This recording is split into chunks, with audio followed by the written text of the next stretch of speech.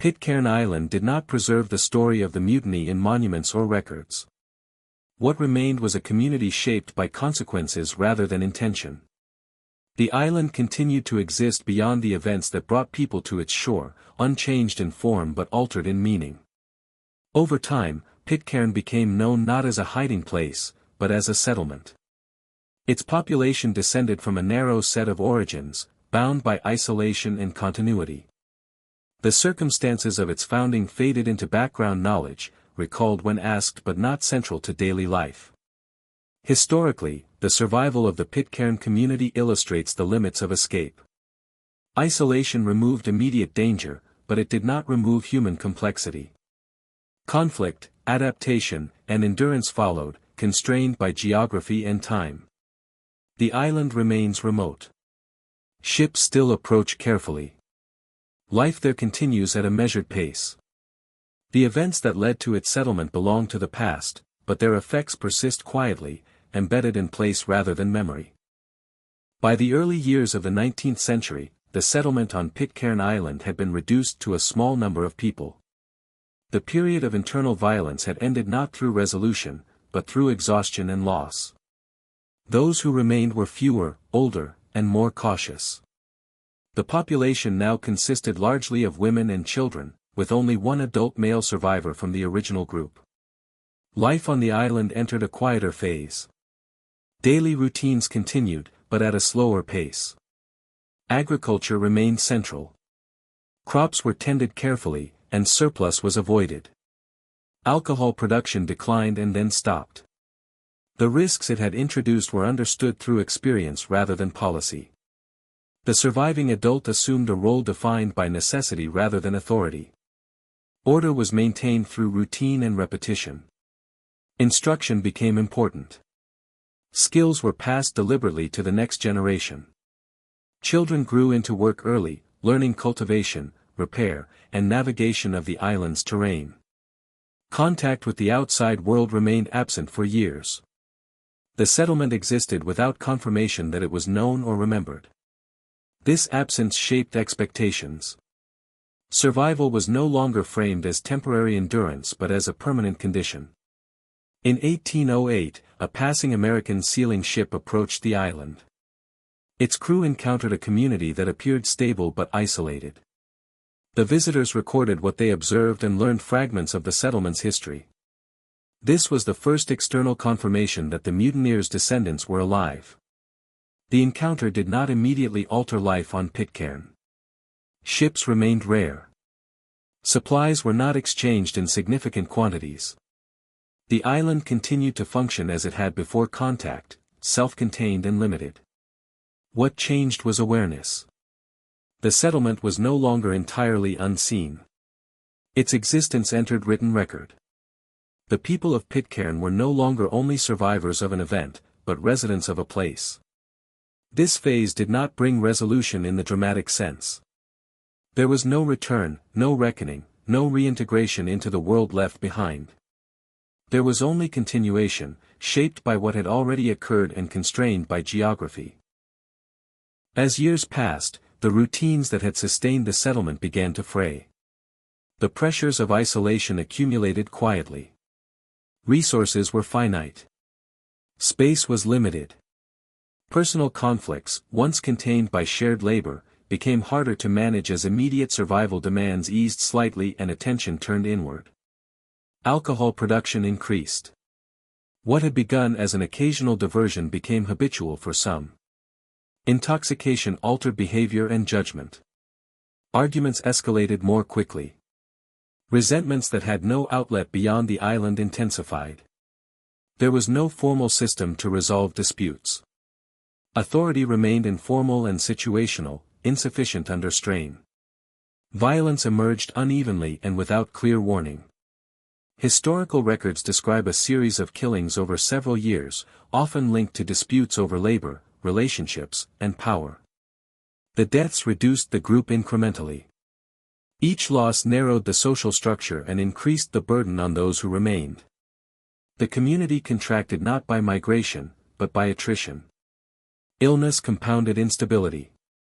Medical knowledge was limited to basic treatment and observation. Injuries that might have been survivable elsewhere became serious. Infection posed ongoing risk. With fewer adults, workloads increased, contributing to exhaustion. The line between work and rest blurred. Psychological pressure intensified. With no expectation of rescue or contact, the sense of permanence became oppressive. Time lost distinction. Seasons repeated without variation. Memory of life beyond the island faded unevenly, retained by some and forgotten by others who had never known it. Deaths altered daily routines. Tasks were redistributed. Children grew in an environment shaped by loss rather than expansion. Knowledge transfer became uneven as experienced individuals died without passing on skills fully. The settlement's capacity diminished. Records from this period are incomplete. Much is known only through later accounts provided by survivors to visiting ships decades afterward. Some events lack precise dates. Motives are inferred rather than documented. What is clear is the pattern, a gradual breakdown driven by isolation, scarcity, and unmanaged conflict. By the early 19th century, only a fraction of the original settlers remained alive. The population had stabilized at a lower number, not through balance, but through depletion. What persisted was not the original social arrangement, but a simplified structure shaped by necessity and memory. The island itself remained unchanged. It neither caused nor corrected the collapse. It provided land and water, but no guidance. The failures were human, unfolding without witnesses and without record until long after they had occurred. The first months on Pitcairn Island were shaped by work rather than reflection. Shelter came before comfort. Simple structures were raised using timber cut from the interior and materials salvaged from the ship. Roofs were thatched. Floors were earth. The goal was protection from rain and wind, not permanence. Food security followed. Seeds brought from Tahiti and from the Bounty were planted in small clearings. Yams, taro, bananas, and breadfruit were introduced where the soil allowed. Pigs and chickens were kept close to camp, protected from loss. Fishing supplemented diet, though the steep coastline limited access. The sea provided when weather permitted. Inland, birds were trapped occasionally. Diet was narrow but consistent. Labor was divided informally. European sailors tended to heavier construction and clearing. Polynesian members of the group brought knowledge of cultivation suited to the climate. Skills were shared out of necessity. There was no formal authority structure established beyond practical leadership in specific tasks. Decisions were made collectively or by those with relevant experience. Over time, routines developed. Days began with maintenance, checking crops, repairing shelters, gathering water. Tools were scarce and had to be preserved. Iron was valuable. Broken items were repurposed. Waste was minimized. Nothing was discarded without consideration of future use. The island imposed limits. Arable land was confined to certain slopes and valleys. Freshwater sources fluctuated. Storms could undo weeks of work in a single afternoon. Each setback required adjustment rather than complaint. There was no external support. Failure meant hunger. Social order remained fragile. The group was small and diverse in origin and expectation. Relationships formed without the structure of law or tradition. Tensions existed but were initially contained by the pressure of survival. Conflict had consequences that could not be externalized. Every disagreement occurred among people who would meet again the next day. As months passed, the sense of isolation deepened. No sails appeared on the horizon. There were no signals from beyond the island. Time became cyclical, defined by planting and harvest rather than dates. Without calendars or schedules, the year was marked by weather patterns and crop yields. Alcohol production began during this period, using fermented local plants. Its introduction altered social dynamics. Consumption was irregular at first, but it provided escape from monotony and anxiety. Over time, it became more frequent. The effects were gradual and not immediately recognized as destabilizing. Children were born. The settlement's population shifted in composition. With births came responsibility and a sense of continuity, but also increased demand on limited resources. Planning extended further into the future, though uncertainty remained. Cultural practices blended unevenly. Language shifted. Customs were adapted. No single tradition dominated. What persisted were routines that worked.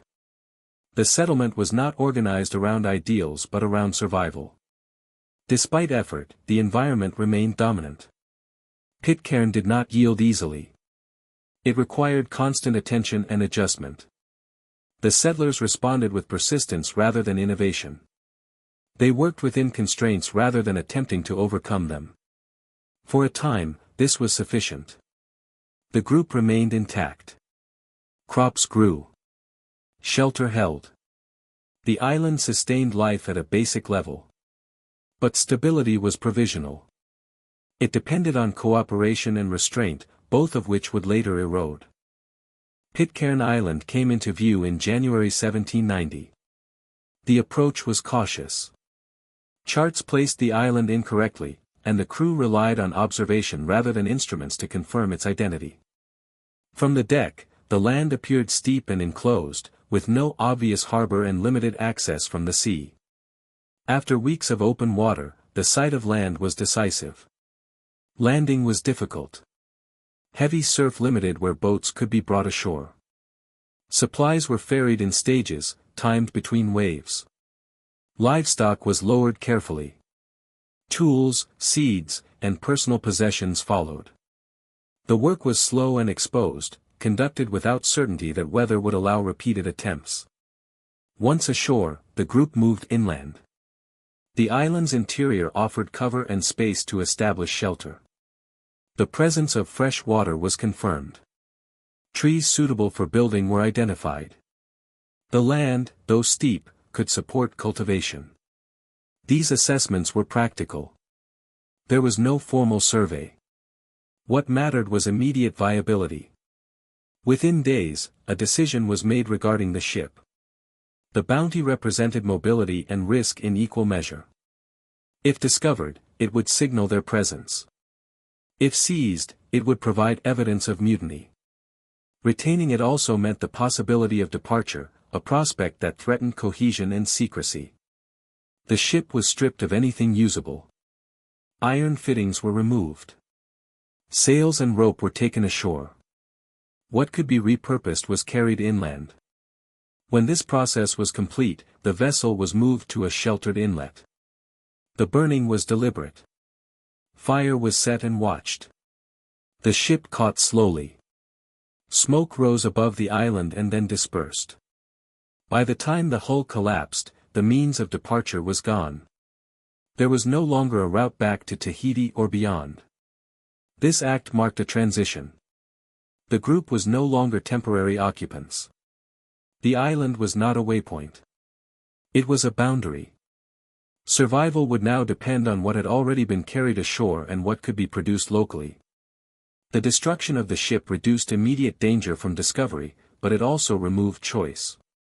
Any future contact would have to come from outside. The decision narrowed outcomes to endurance or failure. From this point forward, time on Pitcairn would be measured not by voyages or destinations, but by seasons, harvests, and the stability of those who remained. In 1787, the British merchant vessel HMS Bounty departed England on a mission defined by logistics rather than exploration. Its task was to reach Tahiti, collect breadfruit plants, and transport them to the Caribbean, where they were intended as a low-cost food source for enslaved laborers on British plantations. The voyage was long, and the ship small. Discipline aboard followed naval convention, though the vessel's status as a botanical transport placed it in a space between military and civilian operation. Command rested with Lieutenant William Bligh. He was experienced and technically capable, but strict. His approach to authority relied on precision and order, enforced through verbal reprimand more often than physical punishment. During the extended stay in Tahiti required to prepare the breadfruit for transport, the crew lived ashore for several months. Daily routines shifted. Naval hierarchy loosened. Relationships formed with local inhabitants. When the Bounty departed Tahiti in April 1789, the transition back to shipboard discipline was abrupt. Less than a month later, on April 28, 1789, a group of crewmen led by Fletcher Christian seized control of the ship. Bligh and 18 loyalists were forced into a small open launch and set adrift. The mutiny was brief and decisive. No formal trial occurred. Authority changed hands without debate. What followed was uncertainty. The mutineers understood the consequences of their actions. Capture by the Royal Navy would almost certainly result in execution. Remaining aboard the Bounty was dangerous. Returning to a British port was impossible. Even established colonial settlements carried risk. The group was divided in intention. Some wished to remain in Tahiti, where they had allies and familiarity. Others believed that isolation offered the only chance of survival. Christian searched existing charts for a place beyond regular navigation. Pitcairn Island appeared suitable. It was recorded inaccurately in longitude, making it difficult to locate without precise knowledge. Reports described it as uninhabited. Its remoteness offered concealment rather than comfort. The decision was gradual but firm. A small group committed to permanent exile. They were joined by Polynesian men and women from Tahiti, whose reasons varied and are not fully documented. The total party numbered fewer than 30. They sailed east, away from known routes, toward an island few had seen and fewer still had reason to visit. This was not a journey framed as settlement in the traditional sense. There was no charter, no supply chain, no expectation of contact. It was a retreat from the world they knew. The Bounty carried limited tools, livestock, and provisions. What it did not carry was a plan for governance, law, or long-term cohesion. By choosing Pitcairn Island, the group accepted obscurity. Their survival would depend on the land, on cooperation, and on time. The choice removed immediate pursuit, but it also removed support. Once made, it allowed little reconsideration.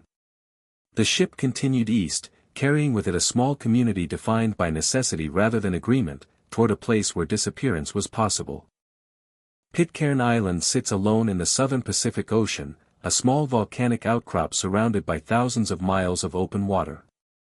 It lies far from established shipping routes and, for much of the 18th century, existed only as a misplotted point on European charts.